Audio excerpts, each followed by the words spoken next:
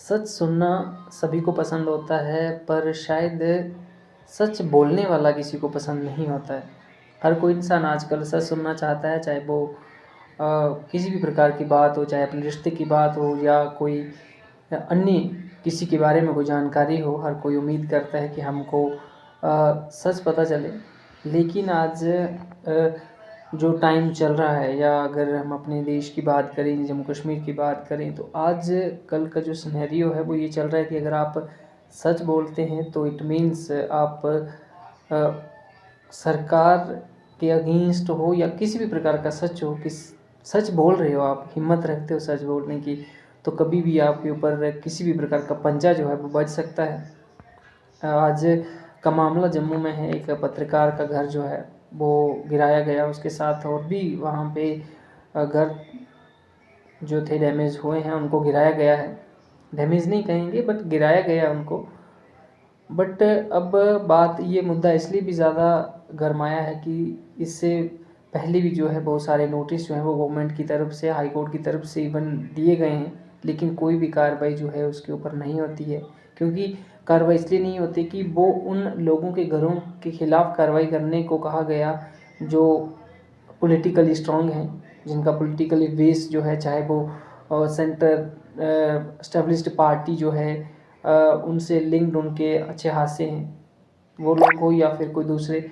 लेकिन उनके घरों को जो है वो खरोच तक नहीं आती है। और जब भी आम नागरिक की बात आती है तो जेडीए का जो पीला पंजा है वो बहुत जल्दी वहाँ पे पहुँच जाता है। आज भी एक ऐसा मसला जो है वो सामने आया है, लेकिन उम्मीद करेंगे कि हमारी सरकार जो है वो इतनी नाकाम या कमज़ोर नहीं है कि वो सिर्फ आम नागरिक के ऊपर जो है वो अत्याचार करेगी। ये पंजा आने वाले दिनों में हर उस इंसान के घर के ऊपर वो पीला पंजा चलेगा जिन्होंने सरकारी ज़मीनों के ऊपर अपना कब्जा जो है वो वहाँ पे कायम किया है।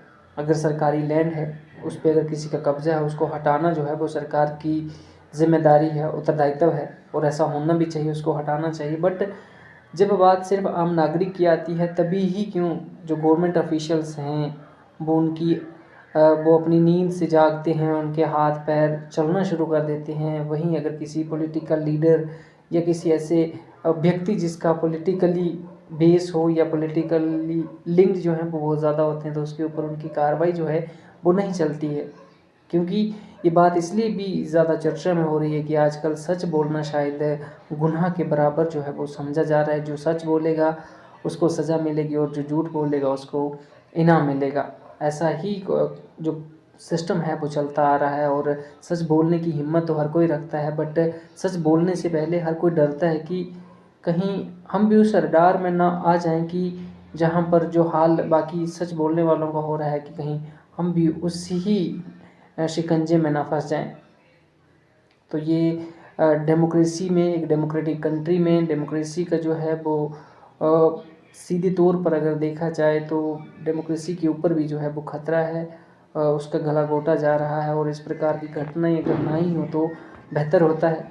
बट इस बात में भी कोई दोहराई नहीं है कि अगर आप सच बोलने की हिम्मत रखते हो तो आप इतनी भी हिम्मत रखिए कि आपके ऊपर कोई भी पंजा जो है वो चल सकता है, चाहे वो लीगल हो या इलीगल हो, वो चल सकता है। बट अगर आप जी हजूरी करते हो किसी की जो पॉलिटिकली स्ट्रांग हो या उनके साथ कोई लिंक है, तो आप चाहे जो मर्ज़ी कर लो, कानून आपको कोई कुछ नहीं बिगाड़ सकता।